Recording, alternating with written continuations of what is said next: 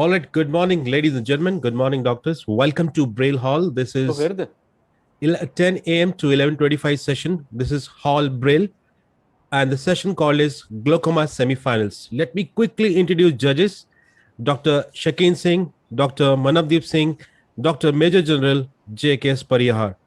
Judges, let's invite the first speaker. Please note 6 minutes for speaking and 2 minutes for Q&A. The timer will be displayed on the side screen. So I request judges to please call out the first speaker. Hi, can you hear me? Yes, Sanjana, let the judges call you first. Dr. Sanjana, just give me 1 minute. Dr. Sanjana Rao presented yesterday in Glaucoma 1 session, and you're welcome to start your paper now. Please present in 6 minutes. Please stick to your timing. Dr. Sanjana Rao, please start. Hi, yeah, thank you. Just be starting the screen share.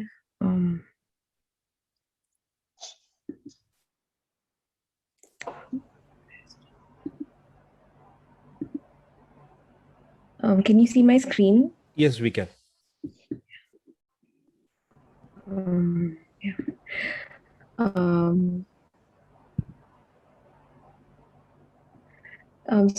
Hi, good morning. I'll be presenting regarding the topic of a novel technique of sulcus placement of the Orolab aqueous drainage implant in pseudophakic eyes. The glaucoma drainage devices, they're a popular procedure for choice in refractory glaucomas, and the ADI implant is a newer non-viral glaucoma drainage device offering good long-term control, as in various studies. The most significant long-term complication is a corneal endothelial damage, and the techniques for tube insertion include the ciliary sulcus and the pars plana. However, pars plana is, although safe when performed by experienced hands, but significant risks of vitreoretinal complications if not. The ciliary sulcus is a potential anatomical space owing to its expansion following cataract surgery, and studies have shown that it offers good IOP reduction and reduced endothelial cell loss. The sulcus placement, which is the conventional method, which is a blind entry. It's an ab externo procedure, but how it has lots of complications involving bleeding, traumas to the ciliary body, IOL complex, and it has a longer learning curve. So the aim of the study is to report the initial clinical outcomes of the new technique. It involved a retrospective case series of data in the duration, and it involved 9 patients, both pseudophakic and phakic. The phakic patients underwent phacomulsification with ADI tube implant by the new technique, and the pseudophakic patients underwent primary ADI tube implantation by the new technique. The patients were more than 16 years of age, had at least 3 months of follow-up, and underwent the new technique. Complete eye examination was done. The indication was scar conjunctiva from previous SICS and NVG, eye syndrome, extensive conjunctival scarring, and failed trap. The surgical technique was as standard implantation of the ADI as such, and the plate was anchored using nylon sutures. Implant was primed, tube was occluded, and the absence of flow was confirmed as well.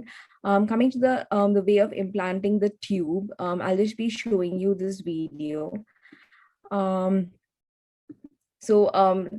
4 into 4 mm of a 4 into 6 mm scleral flap was made, and the tube was trimmed so as to incorporate a segment of 4 millimeters into the anterior chamber. There was a needle that was inserted 180 degrees away from the site through a limbal paracentesis, and it was a 21 gauge needle, and it traversed the anterior chamber, reaching the area under the iris ciliary sulcus and exiting at the scleral bed. Partially, as you can see, and the tube was inserted into the through the hollow end of the bevel, and it was withdrawn, allowing it to be placed in the sulcus. So I'll also just show an animated video about the same regarding the path of the needle. So it enters from the opposite side, the limbus, into the anterior chamber, reaching the ciliary sulcus and withdrawn, thereby positioning the tube in place. This is just a schematic thing of the video. There were 9 patients, and the mean age was 57 years. Mean follow-up was around 4 months. More males, more secondary glaucomas, consisting on 6 patients, 6 of the 9 patients. This is just a table showing all the patients that were included.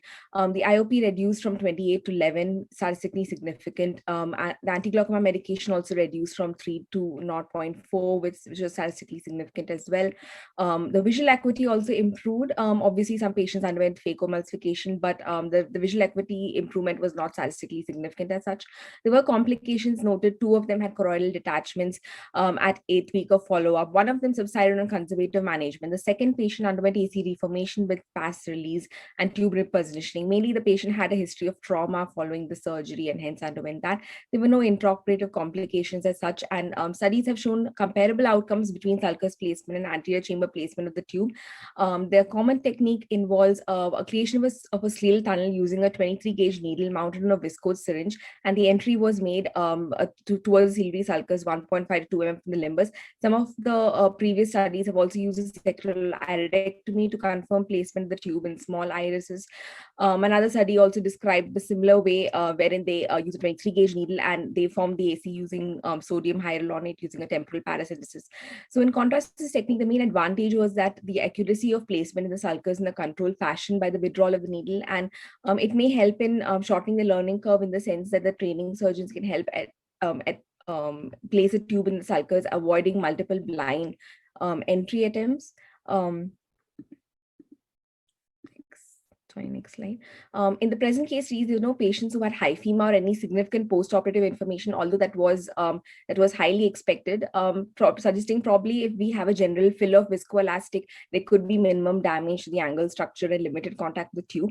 And the significant decrease in intraocular pressure number of anti-glaucoma medications was noted in our study, which was similar to others. And the occurrence of choroidal detachments in 2 patients, one of which had a history of trauma. The other one had angle closure glaucoma. So whether it was due to the pathology per se rather than peritubal leakage, that's still a question.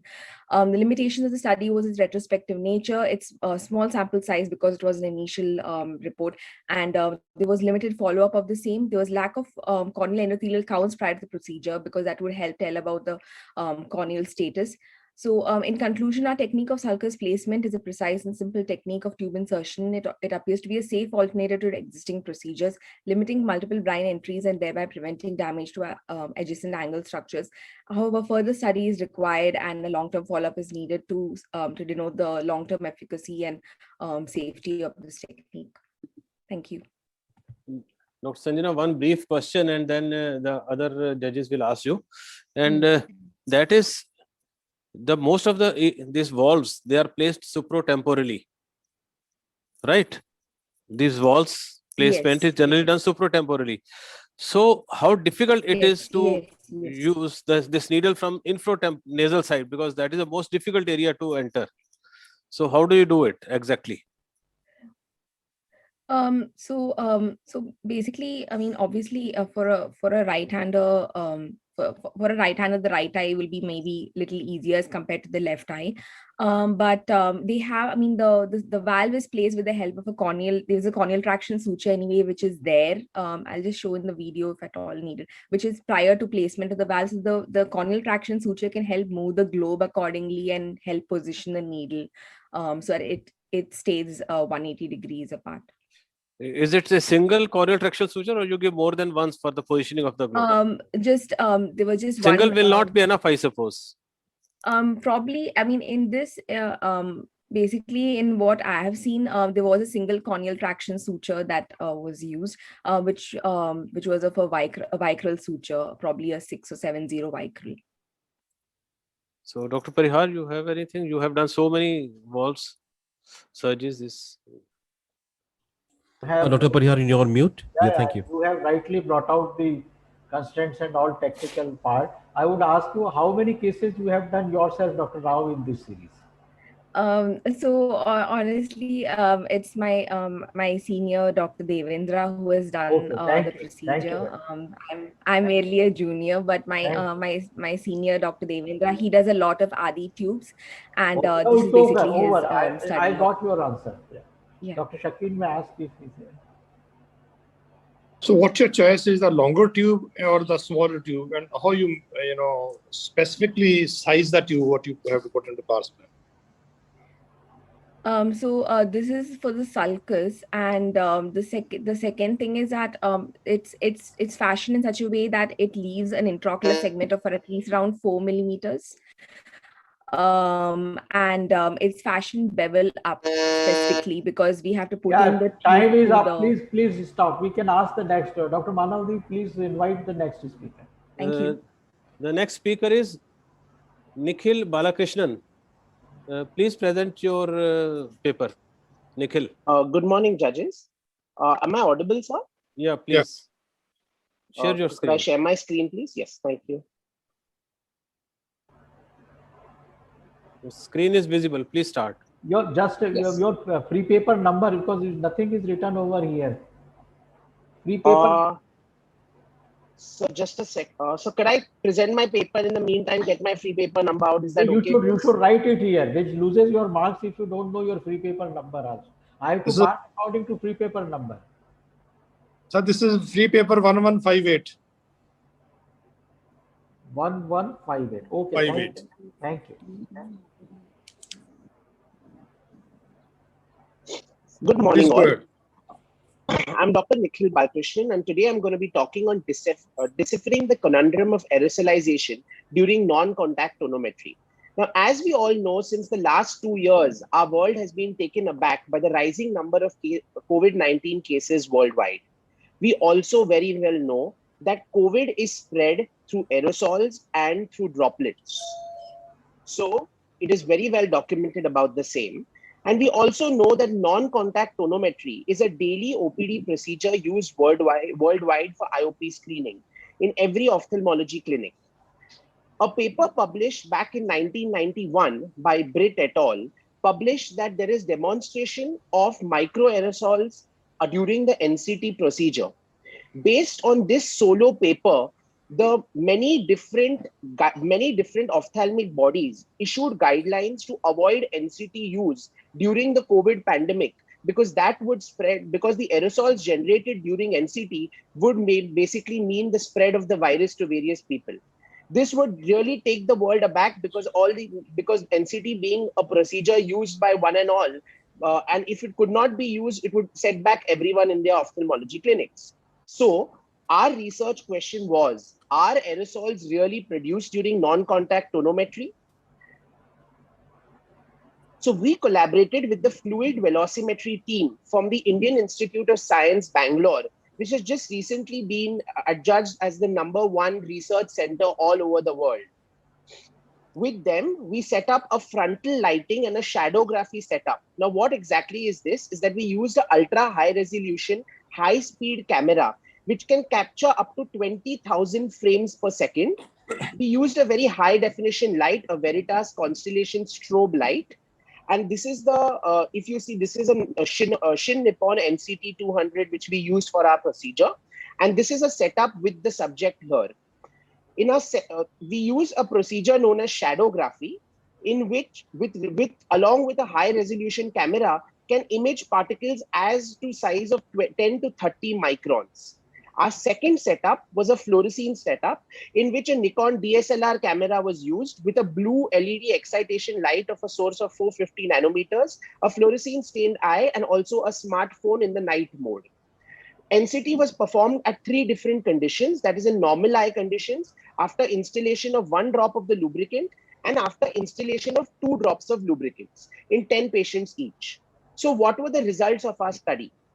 We noted that in normal eye conditions, that means when no drops were instilled in the eye, there was absolutely no aerosol generation as demonstrated here in the shadowgraphy technique.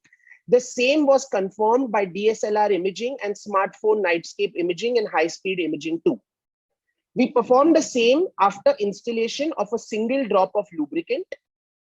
In this, we noted, if you see carefully, that a few or minimal amount of aerosol generation is present. The same can also be demonstrated after on the nightscape mode on the DSLR, where we see a small amount of aerosolization, which can also be seen on the nose bridge of the subject. After instilling 2 drops of a lubricant, the results were noteworthy. We saw copious amount of aerosolization, which even reached back up to the pneumatic port of the NCT. This was also further fabricated by in the smart mode nightscape, where you see profuse amount of aerosolization, and the droplets were also seen on the NCT machine post the procedure. We also used mathematical modeling post these experiments, to compute till what distance can these aerosols which are being produced during the procedure travel in a room. We took the normal airflow in an AC room and in a room where there is a low fan, and we calculated up to what distance can these aerosols travel. So what is the conclusion of our study? The conclusion of our study says that no aerosols whatsoever are produced in normal eye conditions, and hence NCT can be very safely performed in the OPD. This squashed the umpteen number of doubts which were there in the mind of one and all, and people have safely started using NCT even during the COVID pandemic. But there is mild amount of splatter of aerosols observed on installation of 1 drops. So one should note that NCT should not be performed in a case of watery eyes, like in cases of conjunctivitis and all, and also immediately on post-op day 1. Profuse splatter of aerosols were noted on 2 drop installation, and hence NCT should never be performed after a drop has been installed. Contamination of the NCT may occur in cases of profuse aerosolization, and so the NCT should be regularly disinfected between cases. What new does our study add is that it was the first to use shadowgraphy and high-speed photography to demonstrate aerosols. It was the first study to demonstrate that no aerosols whatsoever are generated during NCT, and it affirms that NCT should only be avoided in condition with watery eyes. Thank you for your kind attention, sir. Thank you, Dr. Nikhil. I just want to ask you, what was the rationale of trying 2 drops? Because this is normally not absolutely a physiological condition, and why you did not try an anesthetized eye? That also should have been a part of the experiment. Correct. So, sir, the major reason why we took this experiment up was that the paper in 1991 by Britt et al. Showed that there was a lot of aerosolization occurring. And based on this, the body stopped using NCT. So we wanted to find out that was aerosol actually being performed. And the reason we found that their paper showed these findings was that because they were staining the eye. And while staining the eye, a drop of anisole or paracaine was always being used. And therefore, always a drop is being used in the eye, due to which only when a drop is used is there copious amount of aerosolization. We went one step forward and used 2 drops, because in cases of in POD1, when people have a lot of watery eyes, or in cases of conjunctivitis, when people have a lot of watering, we wanted to demonstrate that these are the patients in which we should actually avoid doing an NCT. I think these cases are always avoided. Chalo, anyway, to rest of the judges may please ask questions. Dr. Parihar, Dr. Shakeen? No question, please. Yeah. Okay, thank you, Dr. Nikhil. And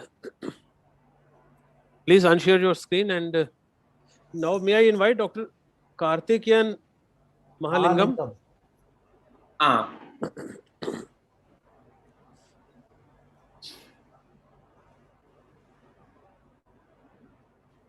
Good morning, sir. Good morning, everyone. Can you see my PowerPoint presentation? Is my voice audible, sir? Yes, you are audible and we can see your presentation. Thanks, sir. I will start. Good morning, everyone. My topic is raised intraocular pressure in thyroid-associated ophthalmopathy, non-responsiveness and paradoxical association with glaucoma progression. There are no conflicts of interest or no financial interest. The causes for raised IOP in TAO patients include deposition of glycosaminoglycogens in the trabecular meshope, increased episcleral venous pressure and orbital pressure, response to steroids administered for TAO, and gaze-related restrictive myopathy. The various management options include glaucoma medications, selective laser trabeculoplasty, glaucoma filtration surgery, and treatment of TAO with steroids or orbital decompression. We aim to assess the responsiveness to glaucoma therapy in TAO with raised IOP and its association with glaucoma progression. We included the patients with TAO defined by the following criteria and having IOP greater than 21 millimeter of mercury.